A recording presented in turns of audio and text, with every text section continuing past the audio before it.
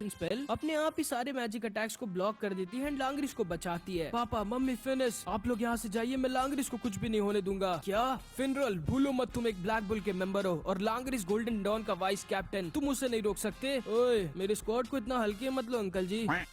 आप भी जाओ बंटी, प्लीज अपना ख्याल रखिएगा फिनरल। चिंता मत करिए मिस फिनिश, मैं लांग्रिश को कुछ नहीं होने दूंगा। अरे मुझे कैसे भूल गए तुम, मैं किंग हूँ। एंड तभी जैक इसके ऊपर अटैक कर देता है जो इसको तो नहीं लगते लेकिन किंग को जाकर लग जाते हैं। पागल Jack.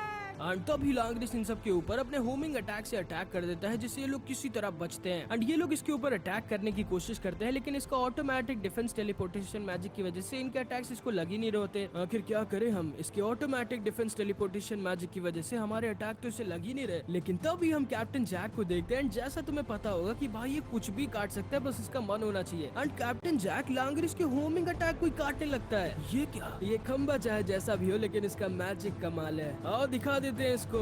Jack dark magic, cut magic, dimension slash, death scissor. And इन दोनों के अटैक लांग्रिश के ऑटोमेटिक डिफेंस टेलीपोर्टेशन मैजिक को ही काट देते हैं। लांग्रिश को थोड़ी सी चोट लग जाती है एंड जैसे इसको चोट लगती है पागल हो जाता है। तुम इंसानों की इतनी हिम्मत कि तुम मुझे चोट दो। लगता है ये सच में पागल हो गया यामी। लेकिन तभी फिनरल अपना मैजिक यूज करता है एंड लांग्रिश के बगल में टेलीपोर्ट हो जाता है। एंड पहली बार जिंदगी में ये अपने भाई को बचाने के लिए लांग्रिश को एक जोर का पंच मार देता है। एंड इसका पंच क्योंकि कोई मैजिक अटैक नहीं होता इसलिए लांग्रिश का ऑटोमेटिक डिफेंस टेलीपोर्टेशन इसके ऊपर काम नहीं करता। एंड लांग्रिश को फिनरल का पंच लग जाता है एंड ये दोनों वहीं पर थक कर बेहोश हो जाते हैं। एंड तभी हम पैट्री को देखते हैं एंड ये भी अपने बेस पर आ गया होता है जहाँ पर गॉच और मैरी खड़े होते हैं। एंड तभी राया भी वहाँ पर आ जाता है एंड ये सब के सब एक दूसरे से मिलके बहुत खुश होते हैं। लेकिन पैट्री सिर्फ लाइट से मिलना चाहता था। सॉरी पैट्री, लेकिन लाइट अभी पूरी तरह से होश में नहीं आया है। कोई बात नहीं, एक और मैजिक स्टोन हमें चाहिए, फिर हम सारे एल्व्स का पूरा रीइंकार्नेशन कंप्लीट हो जाएगा और लाइट वापस से होश में आ जाएगा।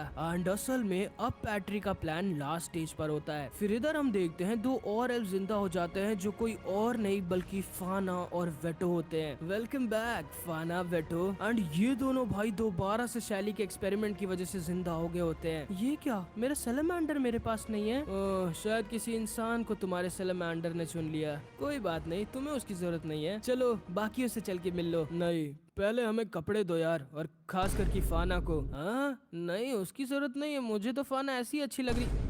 एंड फिर हम देखते हैं 10 स्ट्रॉन्गेस्ट एल्व्स एक साथ अपोस्टल पर खड़े होते हैं और कुछ जादू टोटका कर रहे होते हैं। एंड इनके इस रिचुअल से किंग के कैसल के ठीक ऊपर एक दूसरा शैडो कैसल बन जाता है जो कि अंडरवर्ल्ड और ओवरवर्ल्ड का रास्ता होता है। एंड असल में आस्था के ब्लैक क्लोर वर्ल्ड में दो वर्ल्ड्स होते हैं, एक नॉर्मल वर्ल्ड जहाँ पर सारे इंसान लोग रहते हैं और एक अंडरवर्ल्ड जिसके अंदर आस्था की ग्रिम वॉर के अंदर को जो डीमन है उसकी तरह सारे डीमंस रहते हैं। एंड अंडरवर्ल्ड भाई इतना खतरनाक होता है ना, तुम्हें अभी आगे पता चलेगा। एंड अब असल में इन एल्व्स के फाइनल प्लान का टाइम था। इस शैडो कैसल में जो अंडरवर्ल्ड और ओवरवर्ल्ड के बीच का बॉर्डर है वहाँ पर यूनो वाले मैजिक स्टोन को अगर इन लोगों ने एक थ्रोन पर लगा दिया तो सारे के सारे एल्व्स अपनी खुद की ओरिजिनल बॉडीज में जिंदा हो जाएंगे। एंड भाई जितने भी इंसान है वो सारे के सारे एक बार में अंडरवर्ल्ड में डीमन वाले वर्ल्ड में चले जाएंगे। एंड ये होता है इन लोगों का मेन और सबसे ज्यादा खतरनाक प्लान। मैं तुम लोगों को ऐसा नहीं करने दे सकता। एंड तभी डेविड के ऊपर किड्स अटैक कर देता है लेकिन ये अपनी डाइस मैजिक का यूज कर बच जाता है और ये भी एल्व्स की तरफ निकल जाता है। अरे नहीं, मैं कहना तो नहीं चाहता जैक, लेकिन